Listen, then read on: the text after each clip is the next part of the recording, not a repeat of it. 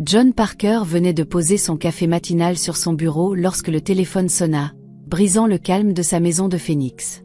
La maison semblait tranquille, la lumière du soleil glissait à travers les stores tandis que les rapports financiers étaient ouverts devant lui. Il faillit ignorer le numéro inconnu, jusqu'à ce qu'une voix féminine tremblante dise « Monsieur Parker, c'est Emily Carter, la photographe du mariage de Lily. » John se redressa immédiatement. Emily continua dans un murmure. « Monsieur, j'ai trouvé quelque chose de terrible dans les photos. Venez seul à mon studio, s'il vous plaît. Ne dites rien à votre fille. » John sentit la pièce se rétrécir autour de lui alors qu'il demandait « Qu'est-ce qui ne va pas ?» Mais Emily se contenta de dire « Demain matin, 9 heures, je vous prie. » Puis elle raccrocha, laissant un silence épais planer dans l'air. Avant que John ait pu assimiler la nouvelle, sa fille cadette, Megan, fit une entrée remarquée dans l'encadrement de la porte, son téléphone et ses clés de voiture à la main. « Papa, je te l'ai déjà dit », lança-t-elle sèchement. « J'ai besoin d'une nouvelle voiture. Ma Honda est embarrassante. Melissa vient d'avoir une Lexus. Tu avais promis de te renseigner pour l'argent aujourd'hui. » John l'entendit à peine. Son esprit était bloqué sur la voix tremblante d'Emily. Plus tard, Megan, marmonna-t-il. Elle roula des yeux de façon dramatique et monta l'escalier en trombe, en claquant la porte de sa chambre. John se massa les tempes, fixant à nouveau la photo de mariage encadrée sur son mur. Lily, radieuse dans sa robe, Mark souriant à ses côtés. Quelque chose de terrible dans les photos, chuchota-t-il, sentant son étau se resserrer. La journée s'éternisa douloureusement.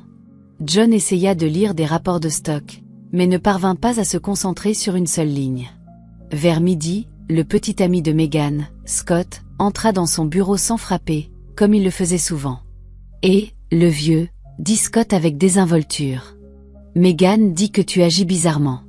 Donne-lui simplement l'argent. Préserve la paix. » John ne leva pas les yeux.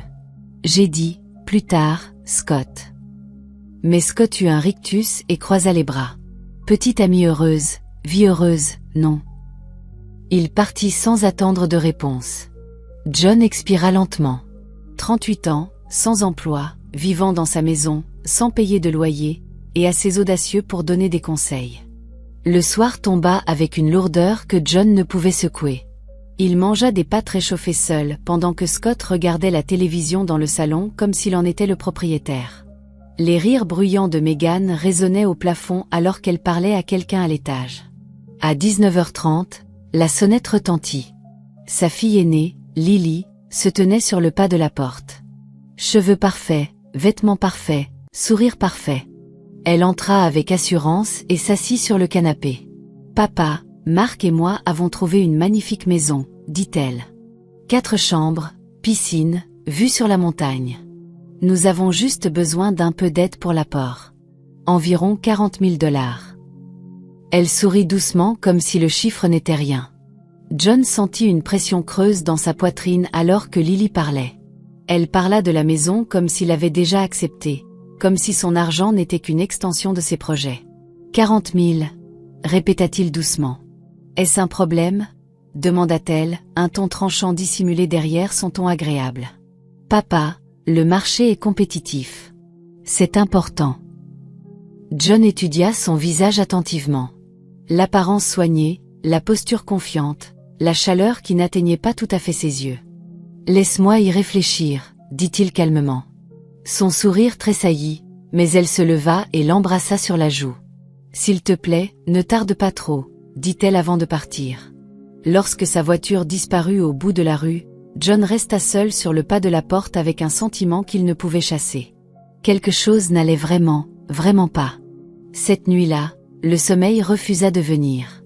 John resta assis dans son bureau faiblement éclairé longtemps après minuit, fixant le téléphone silencieux sur son bureau.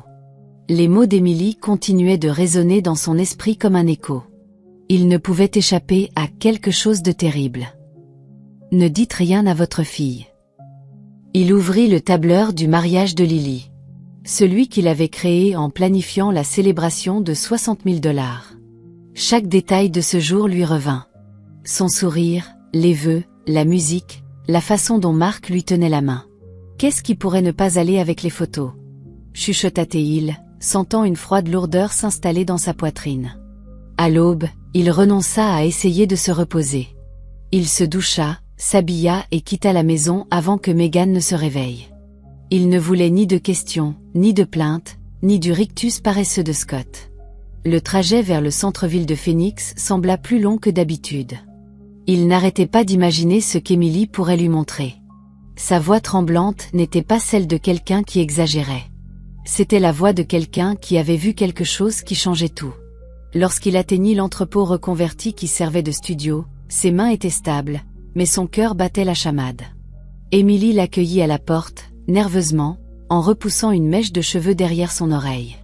Elle verrouilla la porte derrière eux et le conduisit dans une petite salle de montage remplie de photos encadrées et d'écrans lumineux. « Monsieur Parker, asseyez-vous, je vous prie. Je ne savais pas si je devais vous appeler, mais je ne pouvais ignorer ce que j'ai vu. » John resta debout. « Montrez-moi simplement, » dit-il calmement. Emily cliqua sur des dossiers et des images du mariage remplirent l'écran. Lily marchant dans l'allée, Mark souriant, tout était parfait. Puis elle ouvrit un nouveau dossier. Celles-ci ont été prises 2 heures avant la cérémonie. John se pencha plus près tandis que l'image suivante se chargeait. Son souffle s'arrêta. Mark, son nouveau gendre, était pressé contre une femme aux cheveux rouges vifs. Pas une étreinte, pas une salutation, un baiser complet. Désespéré et passionné. Le smoking de Mark à moitié déboutonné, ses mains emmêlées dans son col, chuchota Emily. C'était 2 heures avant la cérémonie. Les métadonnées le prouvent. Je l'ai capturé par accident par la fenêtre de la terrasse. Elle cliqua à nouveau.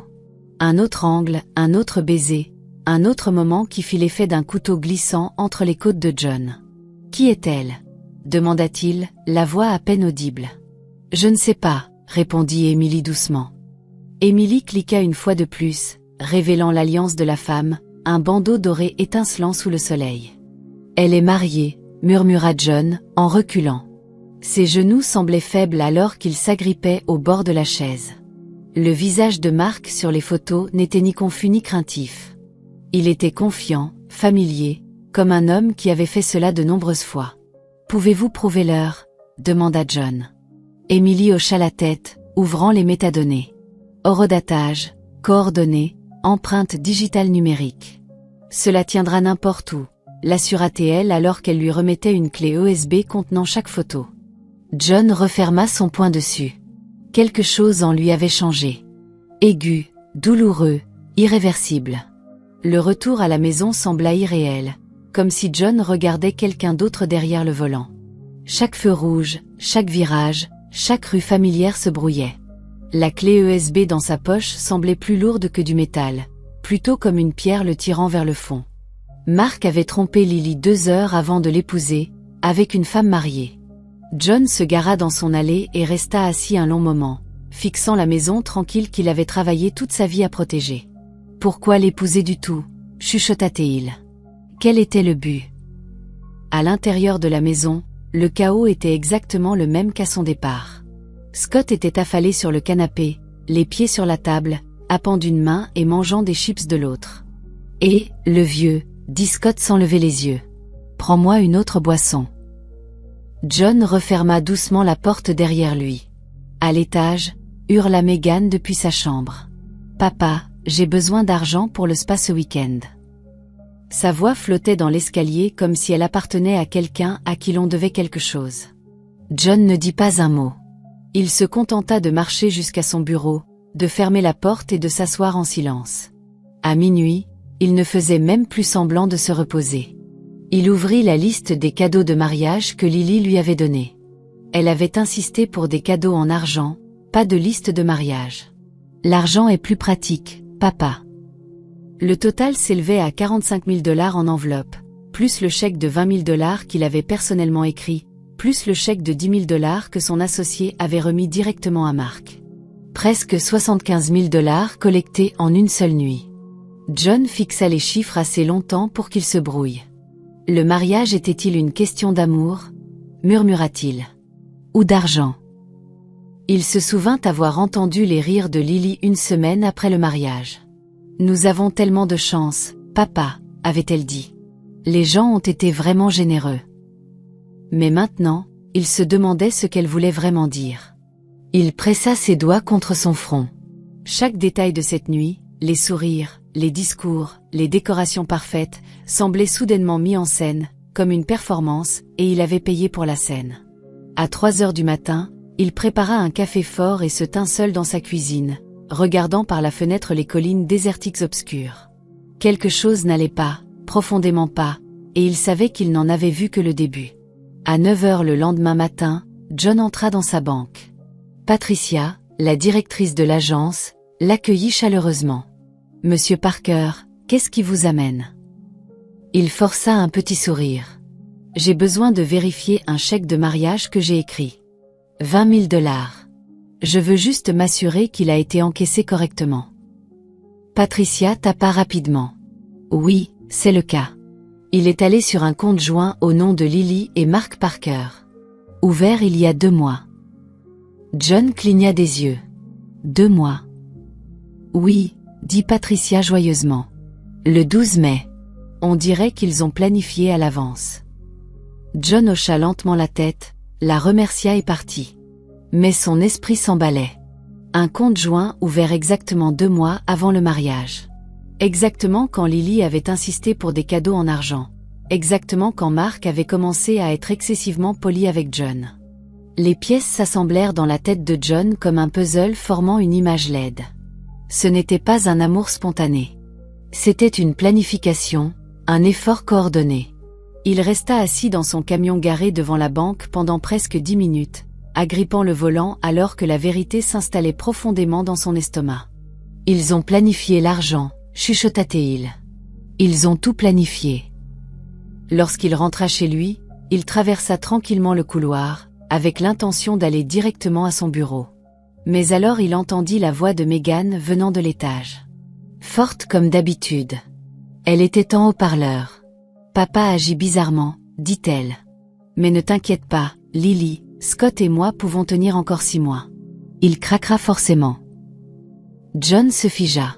La voix de Lily arriva ensuite par le haut-parleur. Claire et suffisante. « Bien. Garde-le distrait. Quand je demanderai l'apport pour la maison, il ne soupçonnera rien. » Megan ricana. « J'ai déjà essayé avec la voiture. Il cédera bientôt. » La poitrine de John se serra tandis qu'il écoutait. La voix de Lily continua, plus tranchante maintenant. « Encore 2 mois et de toute façon je demande le divorce. La moitié des cadeaux de mariage m'appartiennent légalement. Mark et moi sommes d'accord pour un partage 60/40. » Megan rit bruyamment. De l'argent facile. John recula lentement, attention à ne pas faire de bruit. Il sentit le couloir basculer sous ses pieds. Ses filles n'étaient pas des victimes. Elles n'étaient pas égarées. Elles complotaient ensemble, l'utilisaient ensemble. Elles le voyaient comme rien de plus qu'un compte en banque. Il se glissa silencieusement dans son bureau, ferma la porte et s'assit. Ses mains tremblaient alors qu'il ouvrait son ordinateur portable. Il tapa « Avocat immobilier, Phoenix, Arizona » et parcourut les résultats. Un nom se détacha. Robert Miles, 20 ans d'expérience, protection des actifs, fiducie familiale, expulsion. John prit le premier rendez-vous disponible, demain à 9 heures. Il ferma l'ordinateur portable et fixa la porte du bureau. La vérité avait brûlé toute la douceur qu'il avait autrefois pour elle. Elles ont décidé de ce que j'étais pour elles, chuchota-t-il. Maintenant, je décide de ce qu'elles sont pour moi. Le lendemain matin, John entra dans un grand immeuble de verre du centre-ville. Robert Miles l'accueillit avec une poignée de main ferme et des yeux calmes. « Monsieur Parker, dites-moi ce qui se passe. » John posa la clé USB, les informations bancaires et ses notes sur le bureau. « Mes filles m'ont utilisé, » dit-il doucement. « L'une a planifié un faux mariage. L'autre vit dans ma maison avec son petit ami, me vidant jusqu'à la moelle. Je veux protéger tout ce que j'ai bâti. » Robert hocha lentement la tête. « Vous êtes venu au bon endroit. Commençons. » Et pour la première fois depuis des semaines, John sentit quelque chose de petit mais indéniable. Le contrôle. Robert ouvrit un bloc-notes juridique et écouta attentivement tandis que John expliquait tout, des photos à l'appel téléphonique en passant par la conversation surprise. Quand John eut terminé, Robert tapa une fois son stylo. « Monsieur Parker, vous êtes confronté à une exploitation financière par votre famille proche. C'est plus courant que vous ne le pensez. » Il fit glisser un document sur le bureau. « Nous allons commencer par 2 choses. Des avis d'expulsion pour Meghan et son petit ami, et une fiducie irrévocable pour sécuriser vos actifs. » John sentit son rythme cardiaque se stabiliser. « Est-ce que cela tiendra ?» Robert hocha la tête. « Oui. » Une fois signé, personne ne peut toucher à vos biens, pas même vos filles. John rentra chez lui avec un dossier plein de brouillons et d'instructions. Il passa la porte d'entrée et entendit immédiatement Scott rire depuis le salon. « Et, le vieux, appela Scott. On pensait que tu devrais couvrir quelques réparations pour la maison d'amis. La pression de l'eau est nulle. » John ne répondit pas. Il les dépassa, passa devant le bruit, droit jusqu'à son bureau. Il ferma doucement la porte et fixa les documents de la fiducie étalés sur son bureau. « Elles ne le verront jamais venir, chuchota-t-il. Et pour la première fois, il le pensait. 2 jours plus tard, les enveloppes officielles de Robert arrivèrent. Du papier épais avec des sceaux juridiques. John les posa sur son bureau et attendit. Le soir venu, Meghan et Scott étaient vautrés sur le canapé, mangeant une pizza sur ses meubles. John entra dans la pièce. « J'ai quelque chose pour vous deux, » dit-il calmement. Meghan prit l'enveloppe la première. La confusion se transforma en choc. Expulsion, Alta-TL. Scott saisit la sienne. « Tu es fou ? On vit ici. » John se tenait droit. « Vous avez 30 jours pour partir. » Les yeux de Meghan se remplirent instantanément de larmes. « Papa, comment as-tu pu faire ça ? Je suis ta fille. » La voix de Scott s'éleva, aiguë. « Les gens vont te trouver sans cœur, de jeter ta propre enfant. » La voix de John resta stable. « Vous avez vécu ici 4 ans sans payer un seul dollar. Vous avez traité ma maison comme un hôtel. Cela s'arrête aujourd'hui. » Scott s'approcha de lui, les poings serrés. « Tu vas le regretter. » John ne sia pas. « Non, pour la première fois, non. » Il se retourna, marcha jusqu'à son bureau et en verrouilla la porte derrière lui. Leurs cris résonnèrent dans le couloir. Plus tard dans la nuit, John entendit Meghan au téléphone, cette fois chuchotant avec colère. « Lily, il nous a donné des papiers d'expulsion. 30 jours. Je ne sais pas ce qui s'est passé. » John s'arrêta devant son bureau. La voix de Lily arriva par le haut-parleur, calme et froide. « D'accord, on va s'en occuper. Ne panique pas. Marc et moi viendrons demain. On lui parlera en famille. » Meghan renifla. « Dépêche-toi, s'il te plaît. » John retourna dans son bureau et nota la date sur son calendrier. Jour 1 sur 30. Pas de retour en arrière. Le lendemain matin, la voiture de Lily arriva dans l'allée. Marc la suivit de près. Ils entrèrent comme des négociateurs, pas comme une famille. « Papa, » commença Lily. « Nous sommes ici parce que cette situation est devenue incontrôlable. » Marc joignit les mains proprement. « Il doit y avoir un malentendu. La famille ne se traite pas comme ça. » John désigna la table de la salle à manger. « Asseyez-vous. » Ils obéirent, échangeant des regards. John posa la clé USB sur la table. « Avant que vous ne fassiez semblant de vous soucier, parlons de la femme que Marc embrassait 2 heures avant la cérémonie. » Marc se figea. Le sourire de Lily s'effondra. Lily saisit la clé USB. « Où as-tu eu ça ?» John se renversa sur sa chaise. Une photographe professionnelle avec des horodatages, des métadonnées, des coordonnées, tout. Marc déglutit péniblement. « Ce n'était pas ce que tu crois. »« Arrête, » dit John. « Je sais tout, y compris votre projet de divorce dans 2 mois et de partager l'argent du mariage. » Le visage de Lily se tordit. « Tu écoutes les conversations privées. »« Oui, » dit John. « Parce que les conversations privées ont révélé la vérité. » Pendant un long moment, personne ne parla. L'air dans la pièce sembla tranchant. Finalement, Lily repoussa sa chaise. Très bien. Tu veux jouer à ce jeu? Ne me blâme pas quand le reste de la famille te tournera le dos. John la fixa. Tu n'as pas le droit de me menacer de perdre quelque chose qui n'a jamais existé. Mark se leva à son tour, essayant de retrouver sa dignité. Nous n'en avons pas fini, John. Si, répondit John simplement. Vous avez fini. Il les accompagna à la porte sans un mot de plus. Megan et Scott se tenaient au bas de l'escalier, regardant comme des spectateurs à un spectacle. Lily passa devant eux. Faites vos valises, dit-elle froidement. Papa ne joue plus. Pendant les 2 semaines suivantes, la maison se transforma en un champ de bataille fait de silence et de manipulation. Scott cassa accidentellement la machine à café de John. Megan pleura de façon dramatique dans le couloir presque tous les matins. 2 fois, ils tentèrent de simuler une dispute pour faire sentir John coupable. Une fois, Scott laissa des plans d'affaires imprimés sur la table de la cuisine avec un mot. Nous pouvons tout arranger si vous investissez 50 000 $.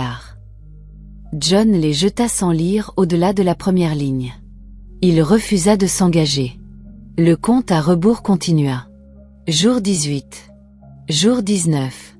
Jour 20. Au jour 21, Lily revint. Cette fois avec une femme en costume tailleur. Papa, voici le docteur Harris, annonça-t-elle. Nous pensons que tu es sous stress. Elle peut faire une évaluation. John la coupa. Dehors. Le docteur Harris leva une main apaisante. Monsieur Parker, votre fille est inquiète. Dehors, répéta John. Le regard de Lily se durcit. Tu repousses tout le monde. J'élimine les manipulateurs, dit-il calmement. Il ouvrit la porte et attendit. Lily finit par sortir en trombe, ses talons claquant avec colère sur le sol. Le jour 21 se termina avec John écrivant une phrase dans son journal. Elles perdent du pouvoir. J'en gagne. Le jour 23 apporta un changement que John attendait. Megan frappa doucement à la porte de son bureau, seule cette fois. Papa, on peut parler? Demanda-t-elle avec des yeux doux. Il lui désigna la chaise. Elle s'assit, tortillant un mouchoir dans ses mains. Je sais que j'ai merdé. Lily m'a poussé à faire des choses.